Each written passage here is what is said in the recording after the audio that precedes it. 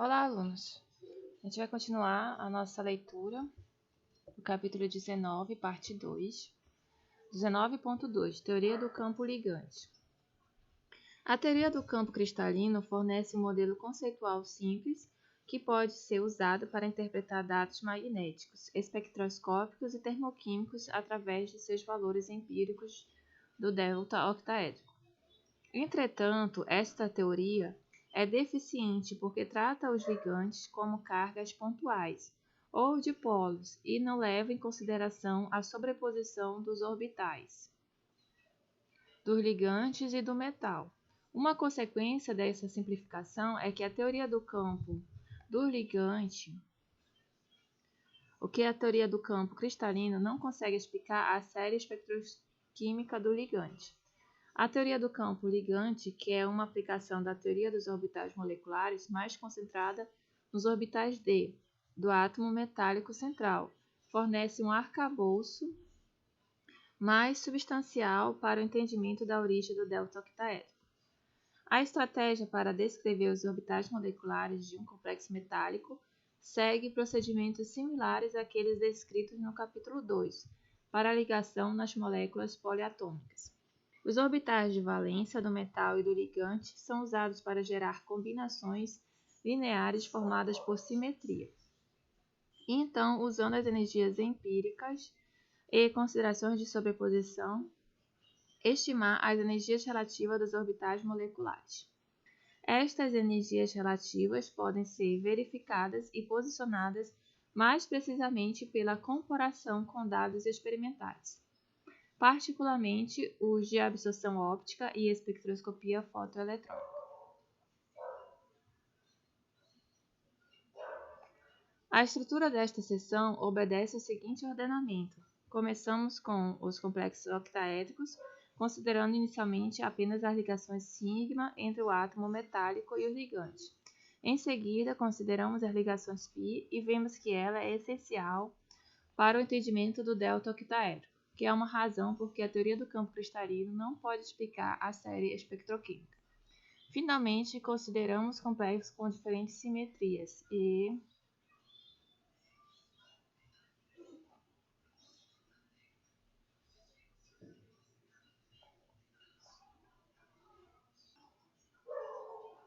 veremos que argumentos similares aplicam-se a eles.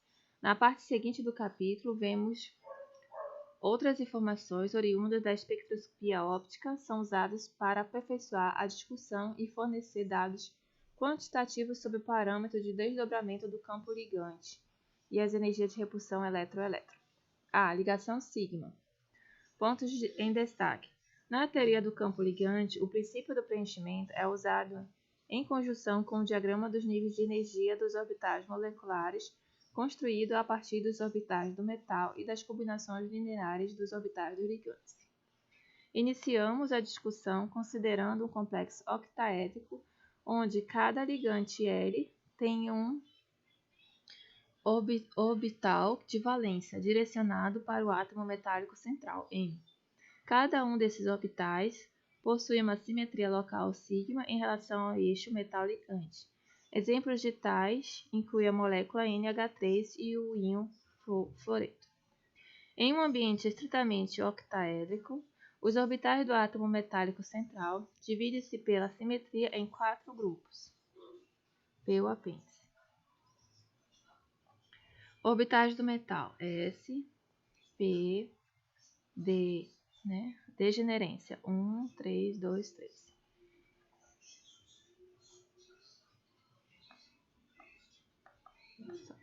Aqui. 6 combinações lineares formadas por simetria dos 6 orbitais sigma dos ligantes também podem ser formadas.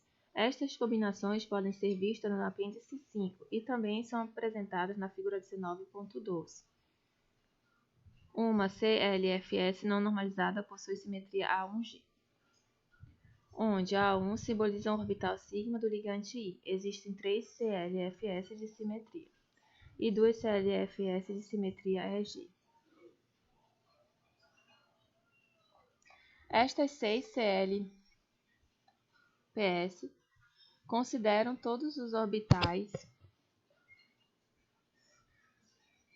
dos ligantes de simetria sigma. Não existe qualquer combinação de orbitais sigma dos ligantes que possua a simetria T2G dos orbitais do metal, e, por isso, estes últimos não participam das ligações sigma. Os orbitais moleculares são formados combinando-se as CLFS e os orbitais atômicos do metal que têm o mesmo tipo de simetria. Por exemplo, a forma não normalizada de um orbital molecular, onde o sigma é o orbital S do átomo metal M, e o CLFS dos ligantes de simetria alfa-G, o orbital S do metal e a CLFS dos ligantes com simetria sobrepõem-se para formar dois orbitais moleculares, um ligante e um antiligante.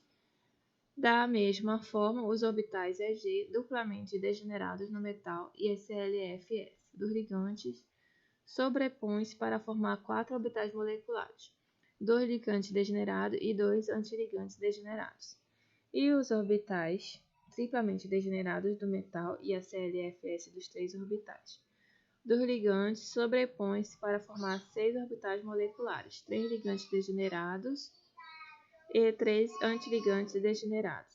Deste modo, existe ao todo 6 combinações ligantes e 6 antiligantes. Os três orbitais T2G triplamente degenerados do metal permanecem não ligantes e totalmente localizados no átomo metálico. Os cálculos das energias resultantes, ajustados para concordar com vários dados espectroscópicos, do tipo a ser discutido na seção 19.4, produzem o diagrama dos níveis de energia dos orbitais moleculares apresentado na figura 19.3. A maior contribuição para o orbital molecular de energia mais baixa é feita pelos orbitais atômicos de menor energia. Para o NH3, o F- e a maioria dos outros ligantes, os orbitais sigma dos ligantes são derivados dos orbitais atômicos com energia que se encontram bem abaixo daquelas dos orbitais D do metal. Como resultado, os 6 orbitais moleculares ligantes do complexo apresentam um caráter principalmente ligante. Estes que argumentos similares aplicam-se a eles. Na parte seguinte do capítulo, vemos como informações oriundas da espectroscopia óptica são usadas para aperfeiçoar a discussão e fornecer dados quantitativos sobre o parâmetro de desdobramento do campo ligante e as energias de repulsão eletro-elétrica. A ligação sigma. Isso aqui já está lendo de novo, né?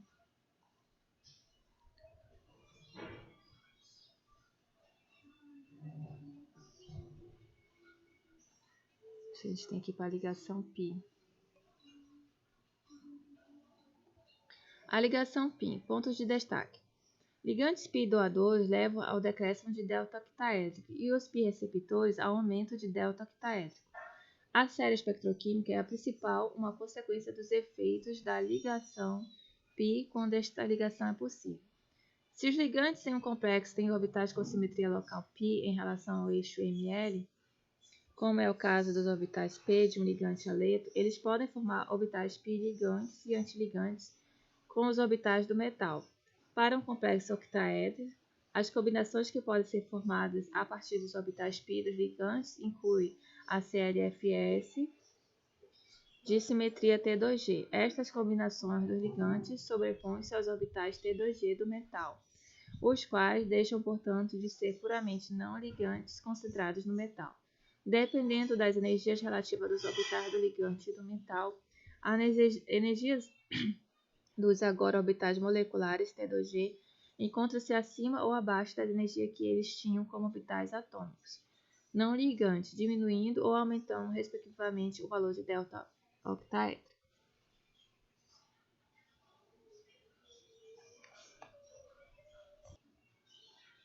Para explorarmos a função da ligação π mais detalhadamente, necessitamos de dois princípios gerais descritos no capítulo 2. Primeiro, fazemos uso da ideia de que os orbitais atômicos misturam-se fortemente quando eles se sobrepõem fortemente. Os orbitais moleculares ligantes resultantes situam-se em energia significativamente mais baixa. E os orbitais moleculares antiligantes situam-se em energia significativamente mais alta do que os orbitais atômicos. Segundo, notamos que os orbitais atômicos com energias similares interagem fortemente, enquanto que aqueles com energia muito diferente misturam-se apenas levemente, mesmo quando a sobreposição é grande. Um ligante π doador é um ligante que, antes que qualquer ligação com metal seja considerada, possui orbitais preenchidos de simetria π ao longo do eixo Ml. Tais ligantes incluem o cloro, bromo, hidróxido e a água. De acordo com a terminologia ácido-base de Lewis, os ligantes π doadores são bases π. Normalmente, as energias destes orbitais π preenchidos localizados nos ligantes não são maiores do que as dos seus orbitais sigma doadores. E, portanto, devem também ter energias menores que as dos orbitais d do metal, uma vez que os orbitais π preenchidos dos ligantes π doadores encontram-se em energia mais baixa que os orbitais d parcialmente preenchidos do metal, quando eles formam os orbitais moleculares. É a figura 19.16, a sobreposição π, que pode ocorrer entre um orbital p do ligante perpendicular ao eixo Ml e um orbital dxy do metal. Então, orbital ligante π e um entre o dxy. Dxy e esse aqui entre o eixo y. Então, a sobreposição desses orbitais formando o ligante π. Com os orbitais T2G do metal, a combinação ligante encontra-se em energia mais baixa que os orbitais do ligante, e a combinação antiligante encontra-se com energia acima daquela dos orbitais D do íon metálico livre.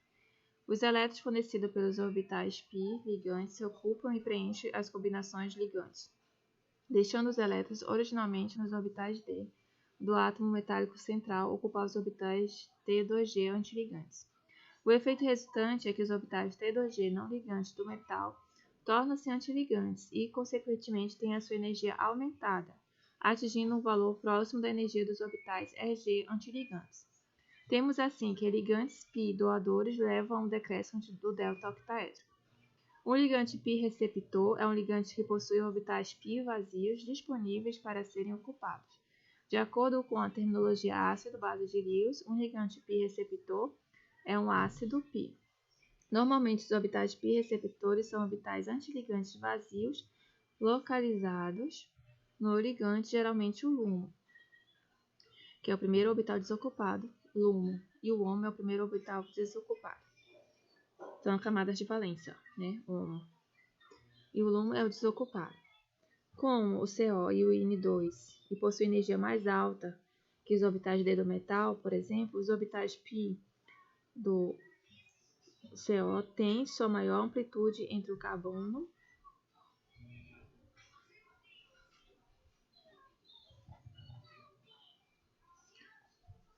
e possui a simetria correta para a sobreposição com os orbitais T2G do metal, de forma que o óxido de carbono pode atuar como ligante π receptor. As fosfinas também são capazes de receber uma densidade eletrônica π e também atuam como π receptores. Pelo fato de os orbitais π receptores, na maioria dos ligantes, terem energia maiores do que os orbitais D do metal, eles formam orbitais moleculares em que as combinações T2G ligante possuem um caráter predominantemente dos orbitais D do metal. Estas combinações ligantes encontram-se em energia ligeiramente inferior em relação aos próprios orbitais D. O resultado final é que ligante π e receptores aumentam o valor do delta octaedro. Podemos agora avaliar o papel da ligação π. A ordem dos ligantes da série espectroscópica deve-se parcialmente às forças com que eles podem participar da ligação sigma metal-ligante. Por exemplo, com CH3-, quando H- estão numa posição alta da série espectrosquímica, porque eles são doadores sigma muito fortes. Entretanto, quando a ligação π é significativa, ela tem forte influência no valor de delta octaedro. Ligantes π doadores diminuem o valor do delta octaedro e ligantes π receptores aumentam o valor do delta octaedro. Esse efeito é responsável pelo CO com forte receptor π, que está localizado no alto da série eletroquímica, e o H, um forte doador π, está localizado numa posição baixa da série espectroquímica. A sequência no global da série espectroquímica pode ser interpretada em termos gerais como dominada pelos efeitos π. E normalmente a série pode ser interpretada como se segue. Aumento do delta octaédrico. Π doador menor do que π doador fraco, menor que nenhum efeito π e menor que π receptor. Ligantes representativos dessas classes são π doador, iodo, bromo, cloro e flúor. π doador fraco, a água. Nenhum efeito π, amônio. π receptor, esses aqui. Como exemplos importantes de ligantes para os quais o efeito de ligação sigma é predominante, temos aminas, CH3 e H-, nenhum dos quais possui orbitais de simetria π de energia apropriada e, portanto, não são ligantes π doadores e nem π receptores. Para os metais D, a série espectroquímica dos ligantes reflete bem a classificação duro-macio dos ligantes abordada na seção 4.10. Podemos ver, então, que ligantes duros são fortes doadores sigma ou fortes doadores π, e os ligantes macios são receptores π. É importante notar que a classificação de ligante como de campo forte ou de campo fraco não nos fornece informações alguma sobre a força de ligação ME. Espectro eletrônico. Agora que já consideramos a estrutura eletrônica dos complexos dos metais D, estamos em condições de entender seus espectros eletrônicos e usar os dados que eles fornecem para aprimorar a discussão estrutural.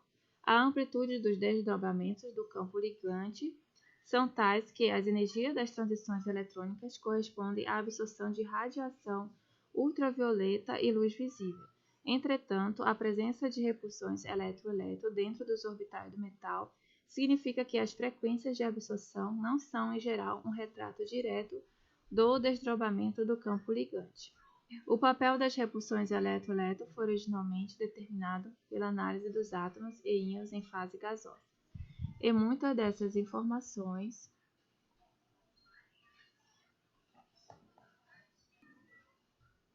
podem ser usadas na análise dos espectros dos compostos metálicos, desde que levemos em consideração a maior simetria de um conjunto. Deve-se ter em mente que o objetivo do desenvolvimento a seguir é encontrar uma forma de ver o valor do parâmetro de desdobramento do campo ligante a partir do espectro de absorção eletrônica em um complexo por mais de um elétron D, para os casos em que as repulsões eletro-eletro são importantes.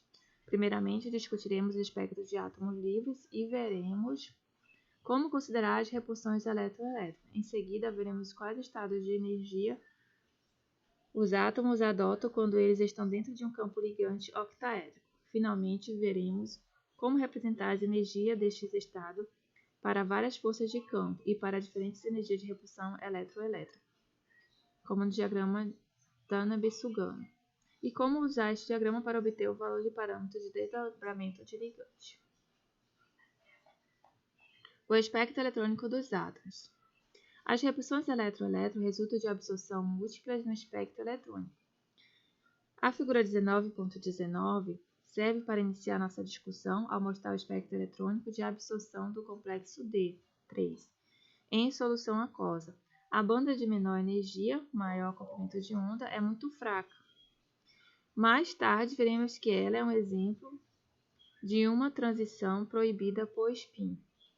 Em seguida, temos duas bandas com intensidades intermediárias, que são transições permitidas por spin, entre os orbitais T2G e AG do complexo, que são oriundos principalmente dos orbitais D do metal. A terceira característica do espectro é uma intensa banda de transferência de carga em comprimento de onda menor, denominada TC, indicando transferência de carga. Então, comprimento de onda maior do que 400 nanômetros. Quanto maior o comprimento de onda, menor a energia. Quanto menor o comprimento, maior a energia. Da qual somente a cauda de menor energia é visível na presente ilustração. Um problema com que imediatamente nos confrontamos é porque duas absorções podem ser atribuídas a uma transição aparentemente T2G para T2G. Esse desdobramento de uma única transição em duas bandas é de fato o resultado das repulsões elétron-elétron mencionadas anteriormente. Para entendermos como isso ocorre e obter informações que ela contém, precisamos considerar o espectro de átomos livres. Termos espectroscópicos. Ponto em destaque. Existem diferentes microestados para a mesma configuração eletrônica para os átomos leves. Utiliza-se o acoplamento Russell-Sanders para descrever termos que indicam por símbolos nos quais o valor L é indicado como SPD e o valor 25 mais 1 é dado como índice superior esquerdo. Capítulo 1. Descrevemos a estrutura eletrônica dos átomos, dando sua configuração eletrônica e designando o número de elétrons em cada orbital. Entretanto, uma configuração é uma descrição incompleta do arranjo de elétrons. Na configuração 2p2, por exemplo, os dois elétrons podem ocupar orbitais. Aqui, quanto maior o comprimento, 600, 800, menor a energia. E quanto menor o comprimento, maior a energia. Então, é o espectro do complexo D3, que ilustra os aspectos estudados nesta seção e atribuições das transições conforme explicação no texto.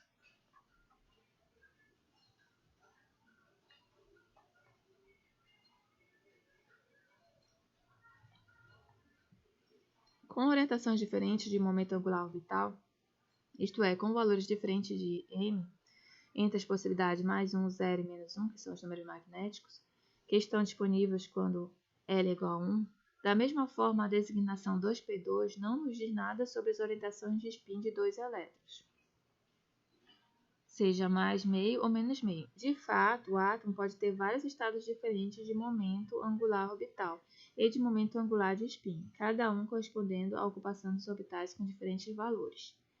Pelos elétrons, as diferentes maneiras pelas quais os elétrons podem ocupar os orbitais S especificados na configuração são denominados de microestados de configuração. Por exemplo, um microestado de uma configuração 2p2, essa notação significa que ambos os elétrons ocupam o orbital m mais 1 mais o fase com spin oposto, com o índice mais indicando ms mais meio e o índice menos indicando ms menos meio. Um outro microestado da mesma configuração, menos 1 e 0. Neste microestado, ambos os elétrons possuem ms mais meio, mais um ocupa o orbital 2p com me menos 1 e outro ocupa o orbital m igual a 0.